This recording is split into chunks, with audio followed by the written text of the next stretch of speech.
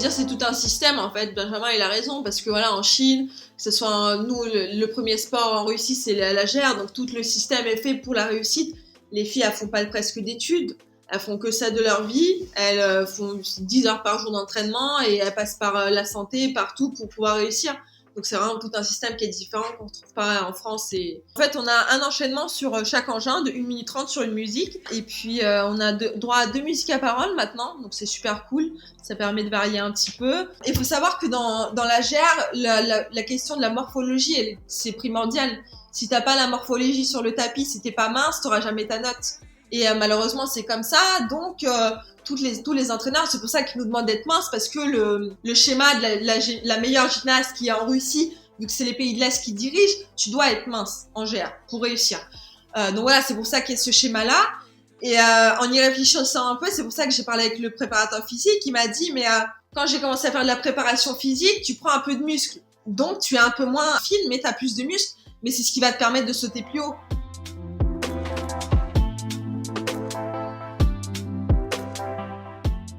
Fais de ta vie un rêve et d'un rêve une réalité, nous dit Antoine de Saint-Exupéry. Bonjour à tous, je suis Pierre-Arnaud d'Estremaux, voyageur et aventurier à mes heures perdues.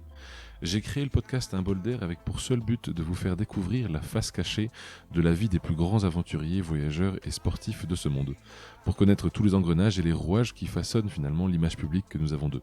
L'idée est très simple, prendre 1 heure de leur temps pour vous partager les anecdotes les plus folles et vous faire rêver un peu. Bonne écoute!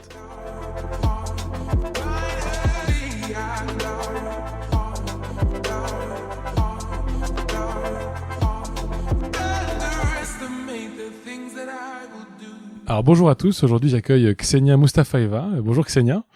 Bonjour.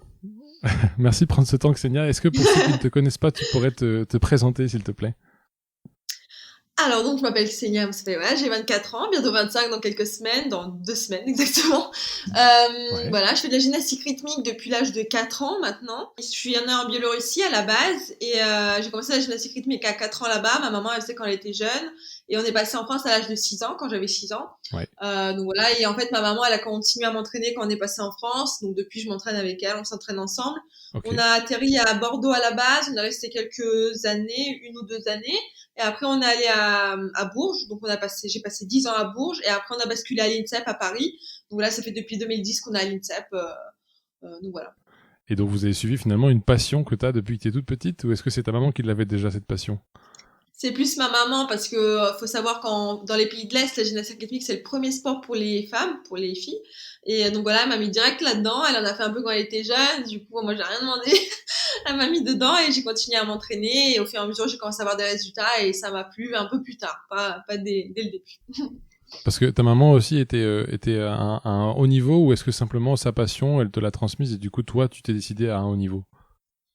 Pas du tout, elle en a fait quand elle était jeune, après elle a arrêté pour ses études, donc elle n'en a pas fait à très haut niveau, et surtout quand c'était l'URSS, c'était une fille sur tout l'URSS, donc c'était vraiment très très dur. Donc voilà, elle a arrêté assez tôt et puis elle a continué avec moi, quoi. Après elle a fait un diplôme d'entraîneur, de coach sportif, elle a entraîné dans des écoles maternelles, tout ça, et après elle a fait l'équivalence en France, donc elle a pu m'entraîner et d'autres filles avec moi, quoi. C'est génial. Quand tu dis que t'es arrivé en 2010, c'est ça, tu passes à l'INSEP. En 2010, si je me trompe pas, tu dois avoir 15 ans, quelque chose comme ça? C'est ça. C'est ça. Donc, jusqu'à tes 15 ans, tu faisais déjà de la compétition ou pas encore? Oui, en fait, j'ai commencé du coup à Bourges et j'ai commencé dans une salle de gymnastique artistique. Il n'y avait pas du tout de moyens, il n'y a pas du tout de conditions de gymnastique rythmique. Donc c'était un tapis mou, enfin rien à voir avec la GR. Et du coup, j'ai commencé avec des petites compétitions, régions, départements, zones, des choses comme ça. Et il faut savoir que j'avais pas la nationalité dès le début, donc j'ai dû attendre 10 ans avant de l'avoir. Donc j'ai eu qu'en 2012, quoi. Okay. J'ai eu en 2012, donc et jusqu'à là, je faisais des compétitions, des petits tournois pour mon club. J'avais pas le droit de faire pour la France, même si j'étais en équipe de France.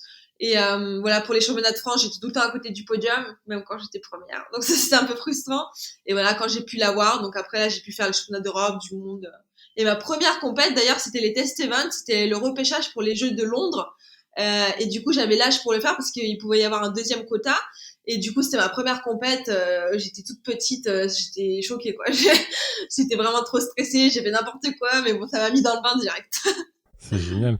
Ce stress-là, comment tu le définis? Est-ce que tu sais est-ce que c'est un stress de pas réussir ou est-ce que c'est un stress de, en fait, c'est une compétition où on me regarde et donc il faut que je fasse de mon mieux?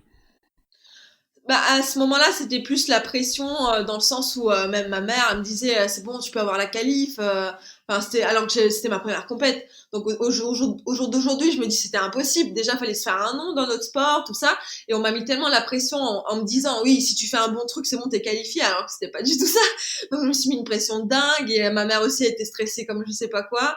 Donc voilà, c'était vraiment un tout et c'était au final voilà de pas réussir qui était plus stressant qu'autre chose. C'était pas le fait d'être regardé, même si voilà l'atmosphère c'était très impressionnant. Il y avait les juges, c'était une grande salle énorme par rapport à ce que je vivais d'habitude, c'était rien quoi. Et du coup ouais, c'était vraiment impressionnant et voilà on m'a mis trop la pression. Et au final je voulais faire bien mais j'ai fait n'importe quoi. Donc c'était complètement l'inverse. Attends, si tu n'arrives pas à faire des compétitions avant 2012, t'as pas encore la nationalité, en 2010, t'intègres l'INSEP sans être encore française. C'est ça, plus ou moins. Comment Ah ils... oui, je crois que c'est ça, oui, c'est ça. Et comment ils te repèrent du coup? Comment ils sont faits pour te repérer? Bah, du coup, c'était plus sur. Du coup, j'avais fait les compètes régionales, tout ça, les zones, et ces deux-là, en fait, je finissais presque tout le temps première, sans avoir la grosse tête, hein, mais c'était surtout ça. Et du coup, en France, toujours, j'étais première, mais j'étais à côté du podium, et c'est comme ça qu'on m'a repérée. J'étais un peu dans le circuit depuis longtemps, et au final, voilà, quand j'ai réussi à avoir la nationalité, j'étais un peu celle qui était un peu devant tout le monde, et ça s'est fait naturellement. Donc, en Indie, voilà, si j'étais un peu la meilleure, du coup, ils m'ont mis à l'INSEP. Avec ma mère, vu que c'était elle qui m'entraînait. Donc, ça s'est pas posé la question. Ah oui. Est-ce que tu penses, alors bon, c'est une petite blague aussi, hein, mais est-ce que tu penses que les gènes, comme tu dis, des pays de l'Est, sont peut-être plus aptes à ce type de sport, tu vois, ils ont peut-être plus, comme tu vas avoir des coureurs, tu vois, souvent qui sont peut-être, majoritairement, je pense, plutôt d'origine noire, tu vois. Est-ce que tu penses qu'il y a un peu de gène là-dedans qui te fait faire en sorte que ton corps est capable de gérer ce type de tension quand tu en fais? Euh, je pense pas forcément que ce soit les gènes parce que déjà au niveau physique j'étais pas du tout pour la gère, enfin j'étais pas du tout apte à faire de la gère, j'étais pas du tout souple alors qu'il faut être super souple. Enfin voilà, j'ai dû tirer dans tous les sens mes grands écarts, m'assouplir de dingue pour pouvoir faire ce sport. Donc déjà physiquement j'étais pas du tout faite pour faire ça. Et après je pense que c'est au-delà des gènes, c'est surtout la culture qui fait que j'étais apte à faire ce sport parce que voilà, ce sport il demande énormément déjà de sacrifices. On s'entraîne 6 à 8 heures par jour. Et puis ma mère elle m'entraînait à la façon russe, c'est pas du tout comme la façon française où on prend du plaisir, on essaie voilà de prendre un max de plaisir, de faire pour soi quoi. Donc là c'était vraiment un travail, réussir, objectif, médaille, c'était surtout ça. Et ma mère elle m'a conditionné dans cette optique là quoi. Donc c'est plus mon comment dire mon éducation qui a fait que j'ai pu réussir plutôt que mes gènes je pense. Mais peut-être que pour certaines c'est Non, non, ça différent. joue beaucoup. Ouais. C'est pour ça que je te disais que c'était une petite blague. Hein. J'ai pris des petites guillemets, des pincettes au début quand je te le disais. Non, je te dis ça parce qu'effectivement, pour ceux qui nous écoutent, on a été mis en relation par Benjamin Offray. Et Benjamin, du coup, qui fait du plongeon à haut niveau, eh bien, il me disait que finalement, il y a un vrai problème numéro un qui est clairement l'infrastructure qui manque en France. Et il disait aussi que finalement, il y avait quand même ce rythme, comme tu dis, hein, d'éducation, que effectivement, ses concurrents directs sont plutôt d'origine chinoise. D'ailleurs, c'est majoritairement les champions chinois. Et donc, ces personnes-là sont pas du tout formées de la même façon qu'en France, parce que on prend pas les pincettes qu'on prend peut-être avec les athlètes français de faire quelques heures par jour, avec les moyens, je pense, qui suivent, mais dans le sens, il y a une part de ça. Ok. C'est sûr. J'allais dire, c'est tout un système, en fait. Benjamin, il a raison, parce que voilà, en Chine, que ce soit nous, le premier sport en Russie, c'est la gère, donc tout le système est fait pour la réussite. Les filles, elles font pas presque d'études, elles font que ça de leur vie, elles font 10 heures par jour d'entraînement et elles passent par la santé, partout pour pouvoir réussir. Donc c'est vraiment tout un système qui est différent, qu'on ne trouve pas en France et voilà, donc c'est tout très différent. Et alors, si tu fais ta première compétition en 2012, est-ce que ça en est devenu ton métier aujourd'hui ou est-ce que du coup tu fais autre chose à côté? On peut dire que c'est mon métier sans être mon métier parce que je fais majoritairement ça. Donc je fais de mes journées, c'est comme un métier. Je fais 35 heures par semaine d'entraînement, donc c'est un métier. Mais sauf que je suis pas rémunérée pour, donc c'est pas vraiment un métier. Donc voilà, c'est difficile financièrement parce que la fédération, j'ai une aide par mon club, mais c'est rien par rapport à un salaire. Donc pour l'instant, je m'en sors avec l'aide de mes parents aussi, qui m'aident un petit peu, qui prennent par exemple les frais de justo, tout ça qui coûte très très cher. Donc voilà, on arrive à s'en sortir, mais ça n'a rien à voir avec un métier. Et après, je fais une école de journalisme à côté. J'ai commencé ma première année, il me reste 2 ans à faire. Voilà, et puis pour l'instant, comme je peux pas faire le journalisme, je me suis mis en stand-by, et du coup, je fais un diplôme d'entraîneur. Donc pour l'instant, je passe mon diplôme d'entraîneur en attendant, parce que j'ai pas très envie d'entraîner à 100%, mais au moins un petit peu à côté pour garder un pied dans la GR. Bien sûr. Mais j'ai envie de faire autre chose à côté, voilà, Ah comme ouais. le journalisme. Ah, c'est vraiment pas simple. Et tu saurais nous dire pourquoi est-ce que justement tu n'as peut-être pas ces financements? Est-ce que c'est parce qu'il n'y a pas les moyens dans l'institution française peut-être de te payer pour ça? Ou est-ce que c'est parce que ils ne font que les X niveaux et tu n'y es pas? Je sais pas, qu'est-ce qui fait que du coup tu perçois pas par exemple ce type d'indemnisation? Parce que c'est encore une fois, c'est un système qui fait que, par exemple, déjà, on est un sport pas médiatisé du tout. Donc, pour être un sport médiatisé, il faut avoir des médailles. Dans notre sport, c'est un peu politique aussi. Donc, pour avoir des médailles, c'est très dur. Même si on a un beau niveau, voilà, il y a toujours les Russes qui sont souvent devant. Maintenant, c'est un peu changé, mais c'est majoritairement ça. Donc, par exemple, les fédérations, elles préfèrent miser sur, imaginons la gymnastique artistique où il y a plus de médailles, donc plus de visibilité du sport. Donc voilà, où il y a plus de sponsors du coup qui s'intéressent à la gymnastique artistique plutôt qu'à la GR. Donc nous on est toujours derrière, il n'y a pas de lobbying qui est fait aussi pour mettre notre sport en avant. Donc c'est voilà tout un système qui fait on n'est pas médiatisé énormément. Au jeu, on nous voit que au jeu et après il y a plus rien. Par exemple, quand j'ai fait les jeux, il y avait toute l'année où il y avait plein de médias et après il y avait plus rien quoi. Enfin l'année d'après zéro. Donc euh, donc voilà, c'est surtout ça. Tiens, on parlait justement à l'instant de ton parcours. On peut le reprendre peut-être en détail. Donc, tu commences tes compétitions en 2012. Est-ce que tu peux nous refaire du coup année par année ce que tu as pu faire pour nous le présenter?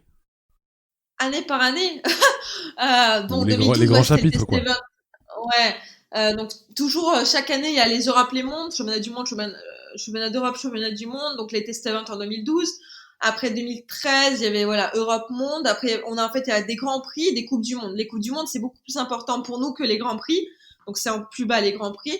Donc les coupes du monde, il y en a allez 6-8 par année à peu près. Mm. Il y en avait, maintenant il y en a que 4. Par exemple cette année il y en avait que 4.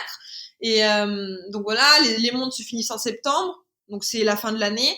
Et 2015, c'était les Jeux européens aussi. En 2015, les premiers Jeux européens. D'ailleurs, j'étais ambassadrice, donc c'était trop cool. Jeux européens où j'ai pas fait de finale, mais j'ai fait septième. Je crois qu'il fallait rentrer dans les 6. Donc voilà, j'ai fait une bonne compète. Et j'ai eu ma qualif en 2015 pour les Jeux, du coup, au championnat du monde. J'ai eu ma qualif pour les Jeux. Ça, c'était dingue. Et du coup, en 2016, il y avait les Jeux olympiques de Rio avec des coupes du monde avant, mais l'objectif final c'était Rio. Ensuite, je comptais m'arrêter, mais au final, je me suis dit bon, comme j'avais quoi, 20, 21 ans à l'époque, je me suis dit je peux encore refaire une Olympiade, surtout qu'on m'a dit oui, t'es encore là, je vais faire une Olympiade. Je me suis dit, et comme c'était tellement énorme les jeux, je me suis dit ouais, vas-y, faut que je le refasse. C'est tellement dingue que ouais, j'ai envie de les refaire. Je me suis relancée en 2017 sur une Olympiade, je me suis blessée au genou, je me suis fait opérer, donc là c'était une année off. Et du coup, le ménisque, on m'a annoncé 3 mois. Et je suis revenue au bout de 8-9 mois, quoi. Donc l'année 2018, pareil, c'était off. Et j'ai réussi à revenir pour les mondes de 2018. Genre, j'ai fait qu'une compète avant. Et je suis allée au monde direct. J'ai pas mal réussi. Et donc du coup, 2019, il y avait la qualif pour Tokyo, que j'ai un peu foiré parce que c'était très dur. Psychologiquement, j'étais vraiment épuisée. Et j'avais en fait, c'est déjà une compète très très longue. Pour la qualif au jeu, c'est 5 jours. Et la qualif, elle se joue le dernier jour. Donc t'es vraiment rincé. Et psychologiquement, j'étais blessée de partout. Et voilà, c'était dur. J'ai fait 3 engins, nickel, franchement, très bien. Et le dernier engin, j'ai fait nickel. Et à la fin, j'ai fait 2 chutes. Et du coup, je suis sortie du truc. Donc voilà, c'était vraiment dur à encaisser. Surtout que voilà, j'avais pas mal bossé, mais c'est pas passé, quoi. Donc on essaie de voir pourquoi ça a pas marché pour essayer de rechercher cette qualif qui normalement du coup était en avril 2020 là. Avec le confinement, on sait pas quand ça va être, mais on va essayer de repartir pour une année et pour finir en beauté, quoi. On va voir comment ça se passe. Donc tu participeras pas au prochain jeu, c'est ça que je comprends? Si, il y a encore une possibilité de faire la qualif. Il y a des repêchages en fait sur les coupes du monde qui étaient en avril 2020 là, Ouais, mais comme avec le confinement ça c'est n'a pas pu décalé. être fait, du coup ça va être décalé, on sait pas quand. Donc j'ai la possibilité de faire ça. Après voilà, voir si mon corps va tenir ou pas, mais j'ai encore la possibilité de me qualifier. Ah bah on te le souhaite, on te le souhaite vraiment. C'est gentil. Tu as été du coup plusieurs fois championne de France. Qu'est-ce que ça fait d'être comment tu te sens quand tu montes sur le podium tout en haut? C'est vrai que c'est un peu anecdotique parce que, enfin, quand je montais sur le podium, pour moi, c'était un peu normal. C'est-à-dire que je travaillais pour être première, quoi. Donc, quand j'y arrivais, c'était même pas une réussite. Voilà, c'était normal. Si j'étais pas première, ça aurait été un échec. Et ma mère, elle m'a un peu formaté à ça. C'est-à-dire que voilà, tu travailles pour être première, rien d'autre. Et c'est vrai que mon beau-père, un jour, il m'a dit, mais c'est trop bizarre, vous revenez des France, on fait rien, enfin, il y a aucune célébration, il y a rien. Je fais, bah ouais, mais enfin, nous, c'est comme ça. Nous, on revient, c'est normal, et on continue de travailler. Et c'est vrai que ça m'a un peu marqué parce qu'il m'a dit, bah, c'est comme quand on fête le champagne, je sais pas, t'as été première, et du coup, voilà, c'était un peu marrant. Mais donc voilà, ça se fait toujours plaisir d'être première, parce que voilà, je garde mon titre, mais voilà, c'était un peu un objectif. Et maintenant, ouais, voilà, c'était surtout ça. Et comment du coup ça se passe une compète peut-être que moi je connais pas très bien. Je te cache pas que je ne regarde pas très souvent, même si je suis assez fasciné par ce que ça rend au final. Donc je regarde souvent les replays, pas forcément le live.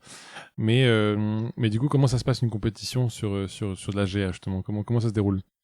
Alors, ça dépend, il y a plusieurs formats sur chaque compète. Donc, par exemple, si on prend les Grands Prix qui est tout en bas, le Grand Prix, c'est sur 2 jours. Donc, on s'échauffe le vendredi, on a un passage plateau. Samedi, on a les 4 engins directs. Donc, il y a cerceau, ballon, massue, ruban.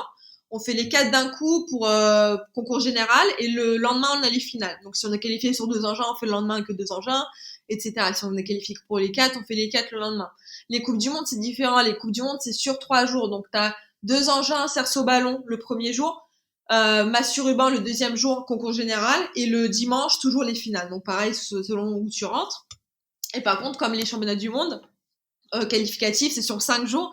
Donc là, c'est horrible. Tu fais un engin le matin, lundi, mardi, tu fais un engin, finale le soir sur 2 engins. Mercredi, massue, vendredi, c'est quoi, ruban, et vendredi soir, finale sur 2 engins.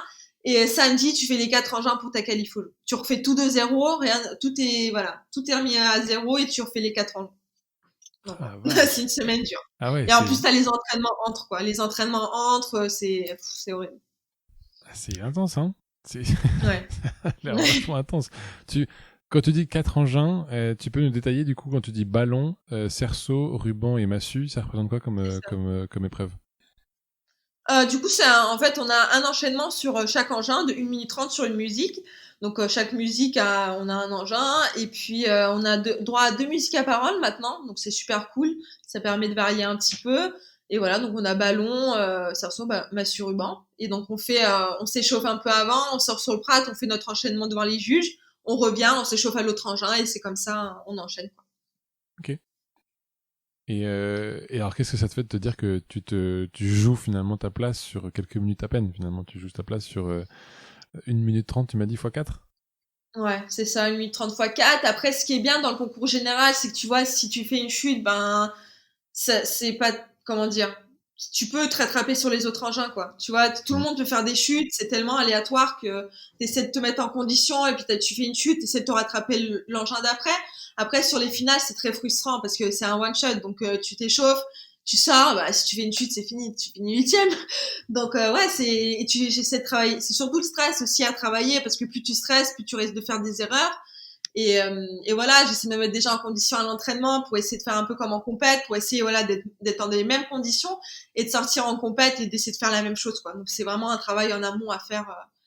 Donc voilà. Comment tu travailles d'ailleurs ça, ce stress, tu dis, ce mental, comment tu le travailles? Bah, c'est vrai que quand j'étais jeune, j'étais vraiment beaucoup stressée, j'avais pas mal de pression, du coup, ça m'arrivait souvent de faire des contre-perfs et j'ai travaillé beaucoup avec une préparatrice mentale qui m'a voilà essayé de faire travailler sur le stress, la gestion du stress, comment se concentrer, des choses comme ça. Donc voilà, c'était tout un travail sur de longues années qui m'a permis voilà, je l'ai fait en amont pour la qualif à Rio, qui a très bien marché. Après j'ai arrêté parce que j'en avais plus trop besoin. Et après, j'ai dû me remettre dedans parce que j'avais perdu certaines notions que je devais récupérer, quoi. Donc voilà. Et après, il y avait aussi le travail avec ma maman qui était très difficile parce que quand t'as ta maman qui est entraîneur, c'est vraiment dur. Donc voilà, essayer de faire la part des choses pour essayer d'avoir une perf, c'est bien parce que sinon tout se mélange et c'est presque impossible. Ouais, je comprends. Et le relationnel avec ta maman, tu penses qu'il a évolué là depuis que vous avez commencé à vous entraîner ensemble? Est-ce que c'est plus fusionnel ou est-ce que c'est plus autoritaire? Comment tu le... Ça a beaucoup évolué.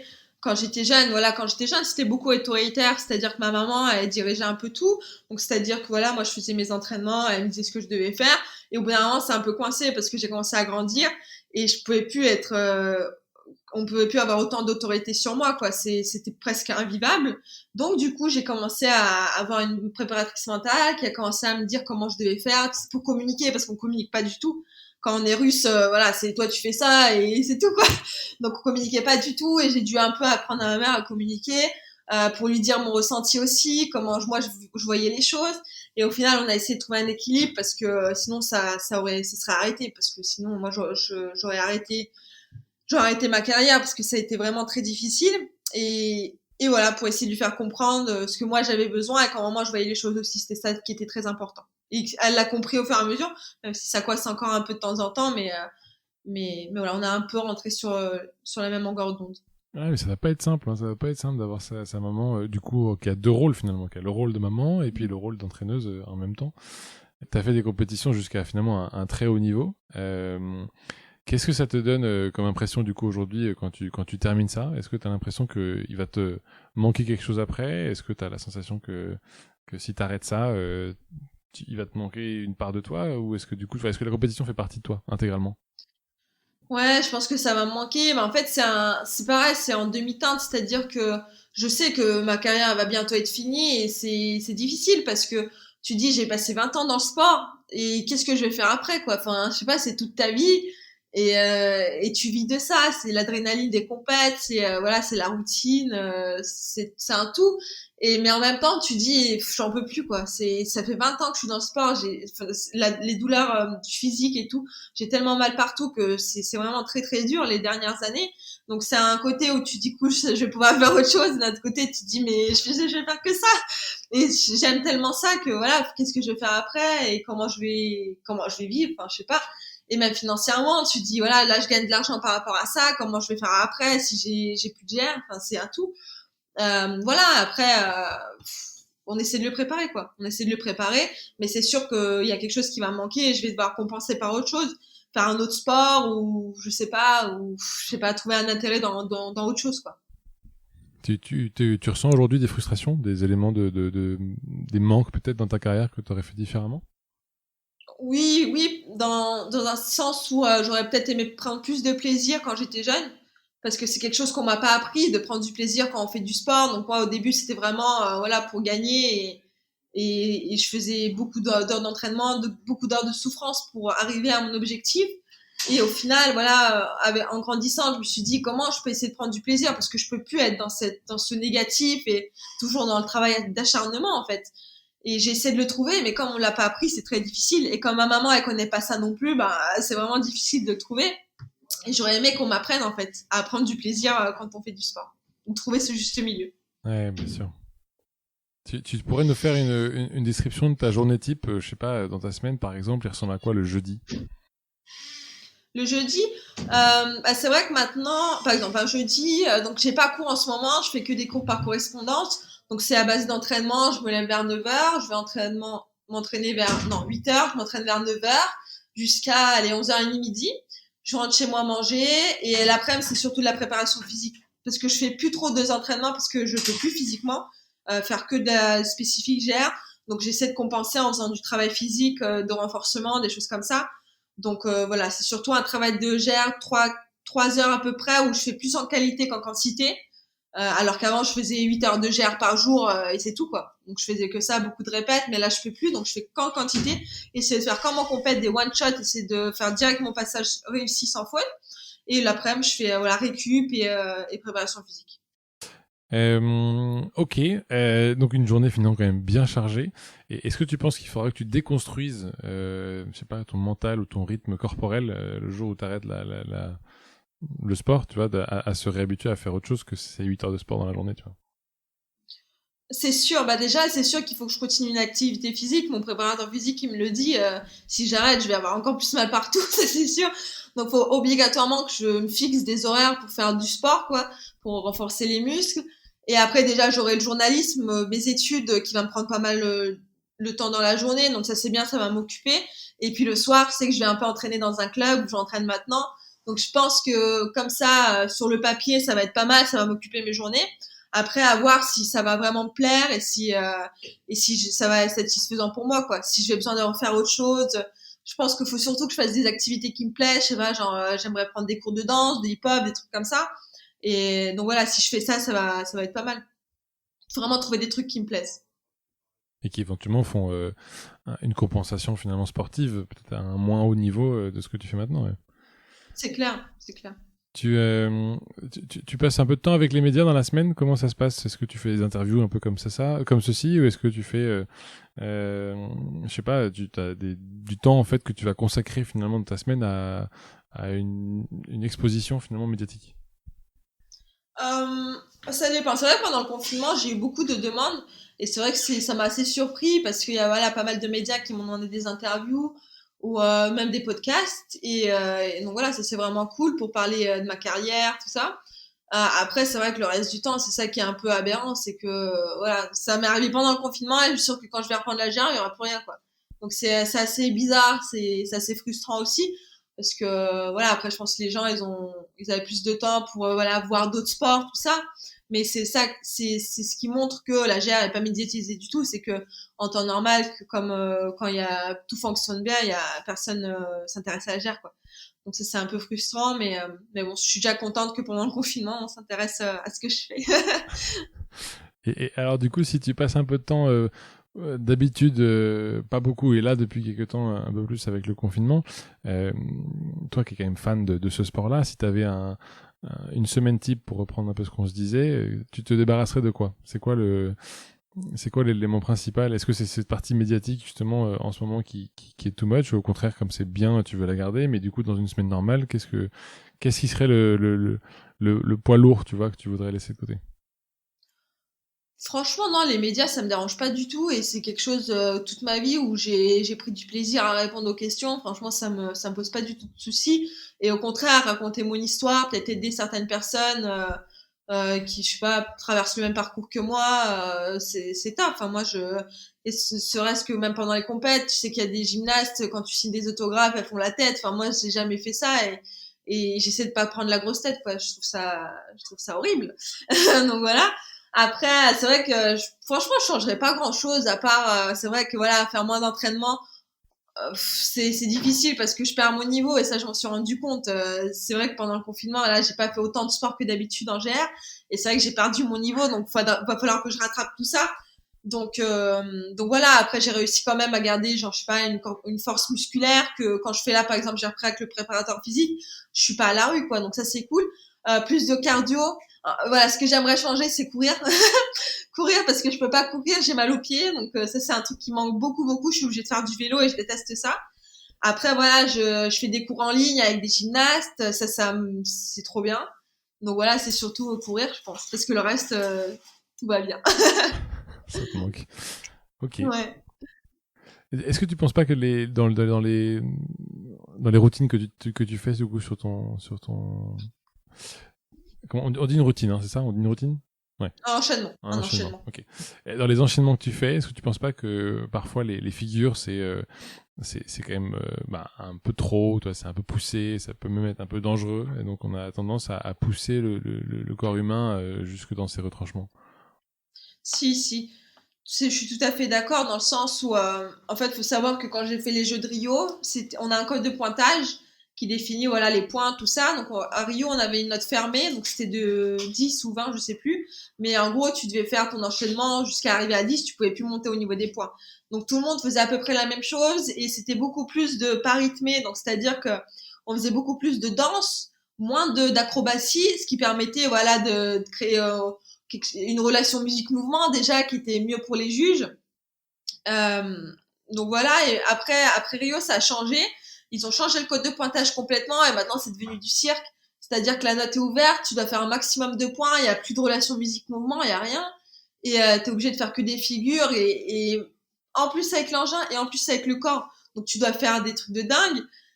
Et moi, c'est vrai que j'ai eu du mal à suivre ça parce que ça a complètement chamboulé un peu mes entraînements et mes enchaînements. C'est-à-dire que j'ai dû faire 10 fois plus et mon corps, il a pas supporté, quoi. Donc, je pense que c'est pour ça aussi que je me suis blessée. Donc voilà, après il y a des jeunes surtout maintenant qui encaissent, mais elles vont le payer plus tard. Et ça c'est vraiment dommage. Et malheureusement, il y a une Roumaine qui s'est fait des croisés sur le tapis devant les juges. Enfin, tu dis mais maintenant c'est devenu un peu n'importe quoi. Tu pousses le corps aux limites, même plus loin, mais ils se rendent pas compte que le corps humain, le corps il prend cher quoi. Donc c'est au détriment de la santé et malheureusement c'est les gymnastes et nous qui le payons. C'est pas les juges qui sont derrière leur table. Et ça, c'est vraiment malheureux. Donc j'espère que plus tard, ils vont venir à un code plus dansé et qu'ils vont pas évoluer encore plus loin sur ce code-là. C'est ce que finalement, c'est-à-dire que tous les sports à haut niveau finalement, vont détériorer ton corps humain que tu vas ensuite traîner pendant 60 ans, finalement 70 ans, 80 ans en fonction des niveaux de compétition. Mais ça fait quand même beaucoup de temps à traîner des grosses blessures. Potentiellement, tu parlais des ligaments croisés et autres types de fractures qui sont effectivement des gros trucs, quoi. Donc c'est vrai que ça doit pas être simple. C'est sûr. Ça doit pas être Mais simple. le problème, c'est que, en fait, le problème dans la GR aussi, c'est que quand on s'entraîne, la plupart du temps, les entraîneurs, ils prennent pas soin du corps des gymnastes, en fait. C'est, et du coup, ils prennent pas soin des corps des gymnastes et en fait, on pousse dans la GR aux limites du corps humain et les entraîneurs se rendent pas compte qu'après les gymnastes elles ont une vie après et que le corps tu le traînes voilà comme tu disais jusqu'à tard et après tu as des blessures très tard et tu vis avec ça et on prend pas soin du corps. Par exemple, on nous dit de pas manger le soir, des fois c'est la culture qui veut ça du sport. Faut pas manger le soir pour maigrir, faut pas boire d'eau, enfin c'est vraiment très très hardcore et qui c'est pas bien pour le corps humain. Et malheureusement, les gymnastes pour arriver à l'objectif, elles pensent qu'il faut passer par ça pour arriver à l'objectif, alors qu'il y a différentes manières. C'est un petit peu plus long certes, mais les entraîneurs veulent que ce soit rapide. Donc c'est un peu plus long, mais malheureusement, les gymnastes elles perdent la santé. Si tu fais autrement, elles peuvent être plus en forme et alors que tu peux faire autrement quoi. Donc c'est dommage. Est-ce que tu penses que tu as pris des mauvaises habitudes si on enlève le côté sport, est-ce que dans ta vie, avec du coup cette compétition, etc., que tu as pu faire depuis à haut niveau depuis 8 ans, est-ce que tu penses que tu as pris des mauvaises habitudes dont tu vas avoir du mal à te débarrasser après? Alors, je pense que j'en avais pris, mais j'ai réussi à m'en débarrasser petit à petit parce que j'ai compris que c'était pas bien pour moi. Et notamment, par exemple, voilà, quand j'étais petite, pour te donner un exemple, quand j'avais 14 ans, on m'a dit, faut que tu perdes 3 kilos. Quand je suis rentrée, j'étais à un stage, je vais pas dire où, parce que voilà, j'ai pas envie de parler de ça, mais voilà, il y a une grande entraîneur qui m'a dit, il faut que tu perds 3-4 kilos, sinon tu rentres plus dans une salle. Sinon tu rentres plus dans ma salle d'entraînement où elle dirigeait le truc. Donc, bah, qu'est-ce que j'ai fait? J'ai pu manger le soir, j'ai bu que de l'eau, j'ai perdu 3-4 kilos, je suis rentrée dans la salle et tout le monde était content. Alors que moi, pour ma santé, après, ça s'est dégradé par la suite. Et ça, malheureusement, ça arrive pour de nombreux gymnastes, et ça, c'est vraiment malheureux. Et ça fait partie de notre sport. Il y a aussi le patinage. J'ai entendu un podcast de Gabriel Papadakis qui racontait un peu que c'était le même système. Et, euh, et on nous apprend pas à bien manger pour perdre du poids, on nous apprend à pas manger pour perdre du poids. Donc aller demander à un médecin si c'est bien, je pense pas qu'il va vous dire que oui. Et voilà, ne pas boire de l'eau pendant les entraînements parce qu'on n'a pas le droit de grossir. Et tout ça a fait que moi, bah, au bout d'un moment, je faisais le yo-yo. On me disait, mais pourquoi tu fais le yo-yo? Enfin, mange pas, tu arriveras à un point normal. Et au bout d'un moment, je me suis dit, mais ça va pas, quoi. Et ça devenait vraiment obsessionnel, le problème de la nourriture, tout ça. Donc de là, j'ai commencé à consulter justement des psychologues, les préparatrices mentales aussi, qui m'ont aidé à m'en sortir de ça. Mais le problème, c'est que quand à côté, on a des entraîneurs qui disent non, faut faire comme ça pour arriver, imaginons un poids, faut être mince, tout ça. Mais toi, tu sais qu'il faut faire autrement. On te met des bâtons dans les roues en disant non, ce que tu fais, c'est nul, quoi. Donc faut que tu fasses comme moi je veux. Donc ça, c'était vraiment horrible à passer par ce chemin-là, mais au final, je me suis imposée, notamment auprès de ma maman, qui pensait un peu comme ça, et j'ai dit non, moi je vais faire comme ça, parce que pour ma santé, j'en peux plus. Et au final, j'ai réussi à sortir de ça, et maintenant, je mange normalement avant les compètes, et j'arrive au même poids qu'avant. Ça fait 1 an que je me pèse plus, alors avant, on pesait 2 fois par jour. Et voilà, et pendant 1 an, l'année dernière, personne m'a dit, t'es trop grosse, en gros. Personne m'a dit t'es trop grosse, alors je me pèse plus et je mange équilibré et je fais pas ne pas manger ça. Enfin, je sais pas si tu vois ce que je veux dire. Donc c'est vraiment un système qui est vraiment horrible et il y a de nombreuses filles qui arrivent dans des schémas où elles sont vraiment au fond du trou et personne les aide. Et ça c'est quelque chose que j'aimerais changer plus tard dans la GR, mais toute seule je peux pas le faire et c'est vraiment très très dur.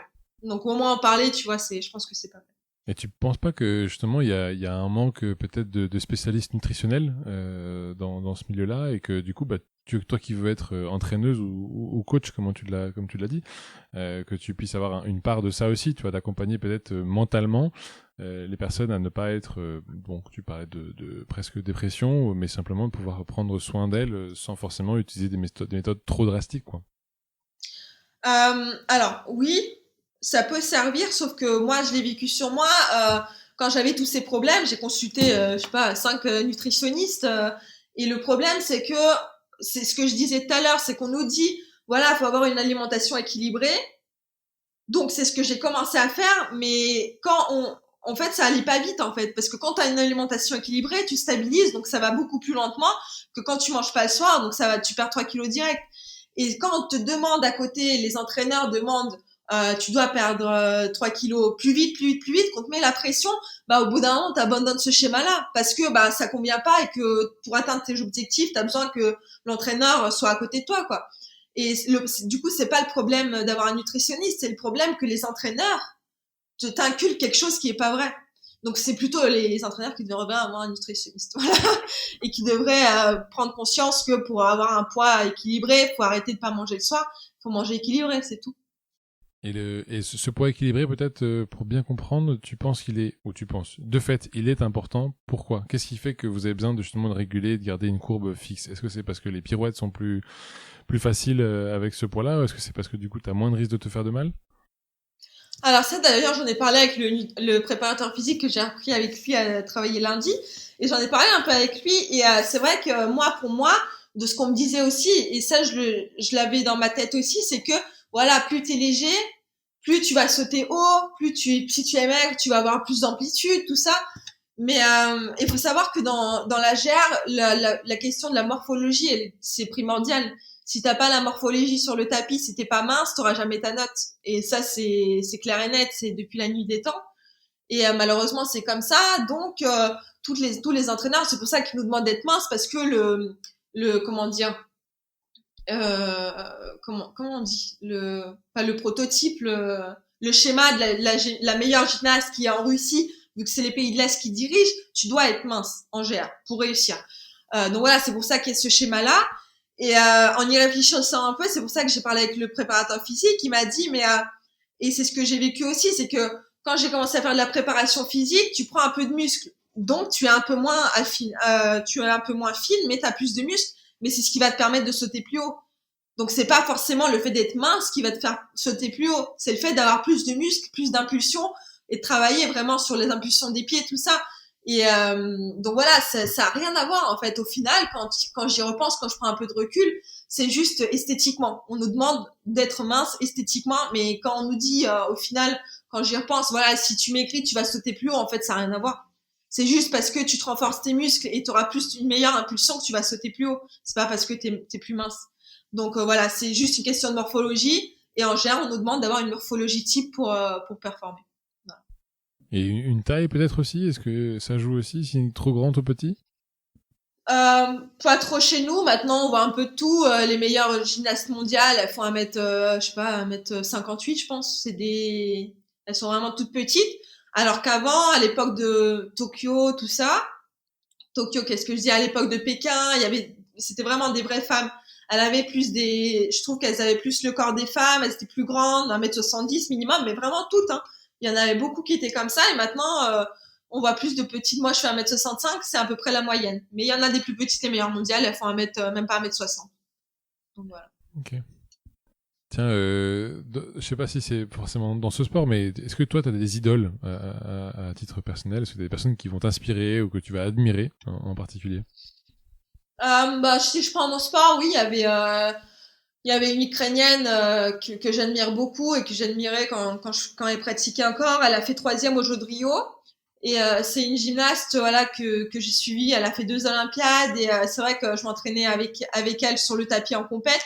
Et quand je la voyais, c'est vrai qu'elle m'inspirait beaucoup parce que voilà, chaque geste qu'elle faisait, elle était à 100%, elle était très calme, elle était enfin vraiment à 100% dans ce qu'elle faisait.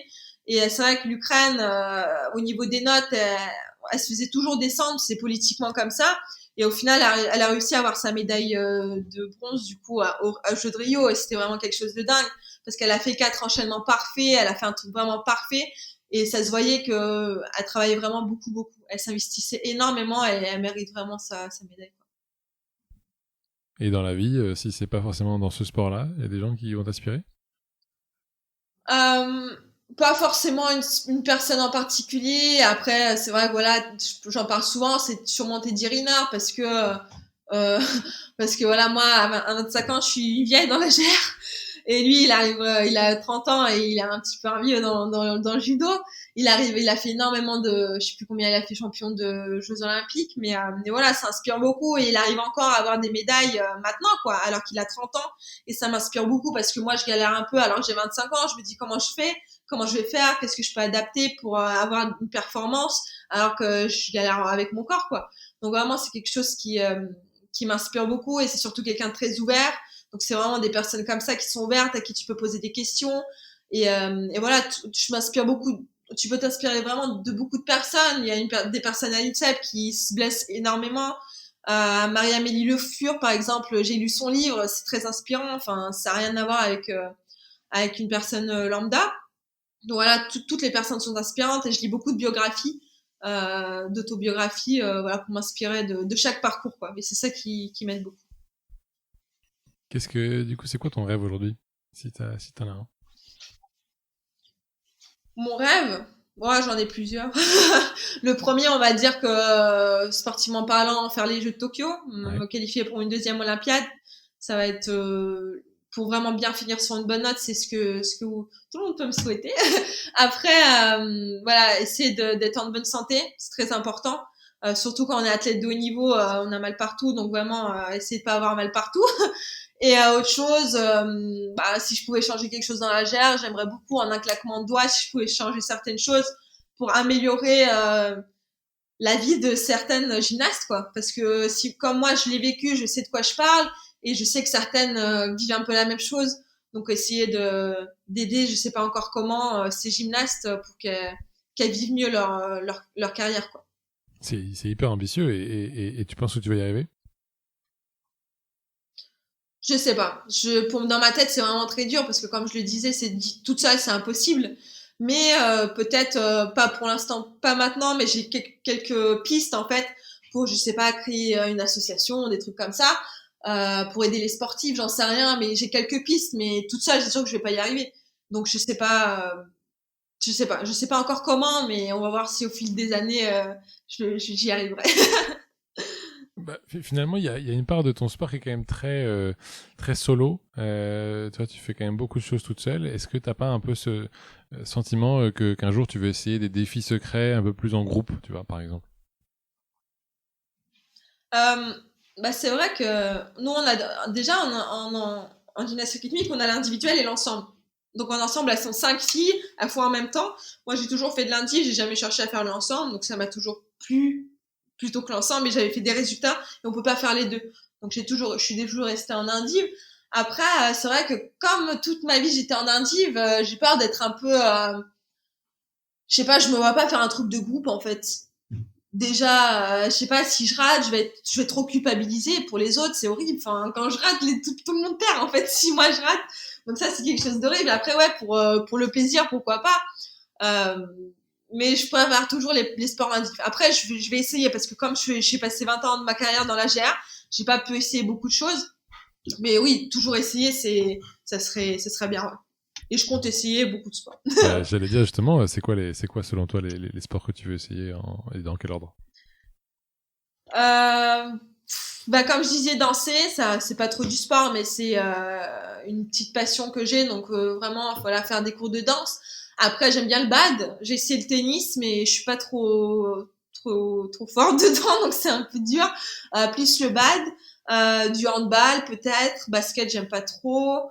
Ouais, je sais pas. L'équitation aussi. J'aime bien l'équitation. J'adore les animaux et j'en ai fait quand j'étais très très jeune. Et là, j'aimerais bien en faire un petit peu. Ok.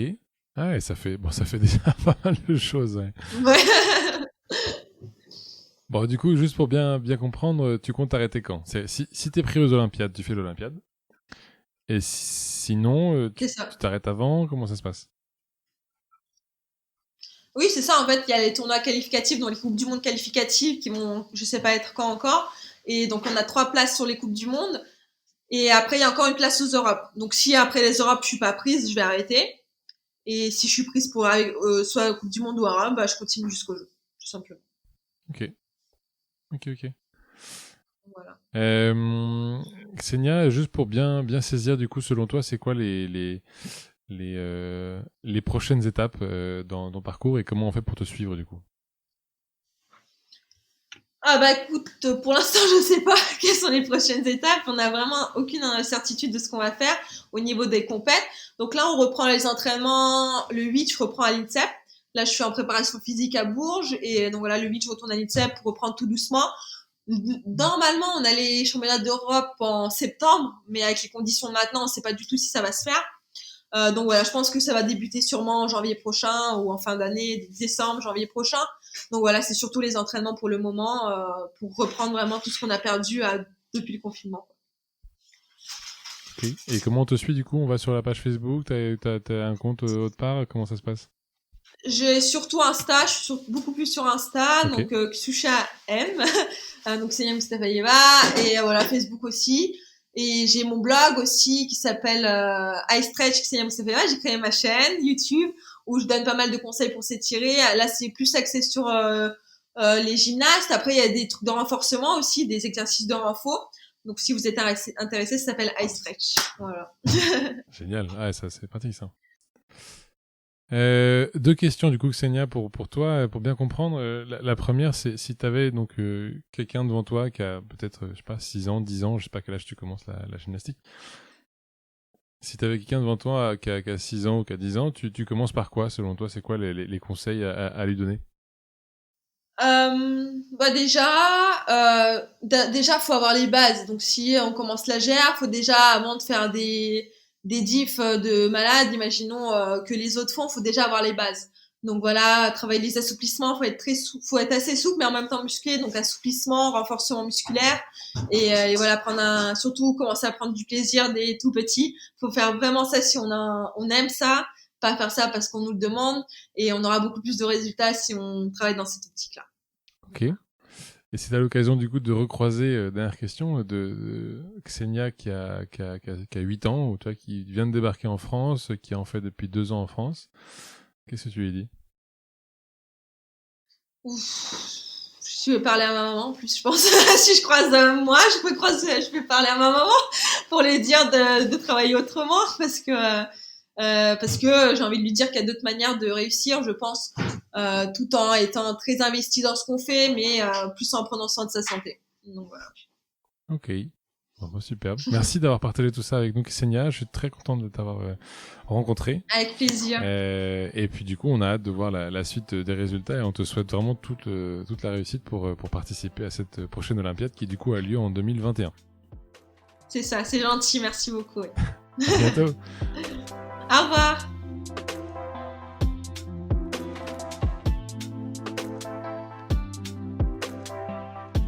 Si vous avez aimé ce podcast, n'hésitez pas à le partager à au moins 2 personnes pour le faire connaître encore plus. Et pour ne rien rater des prochains épisodes, pensez à vous abonner. À bientôt.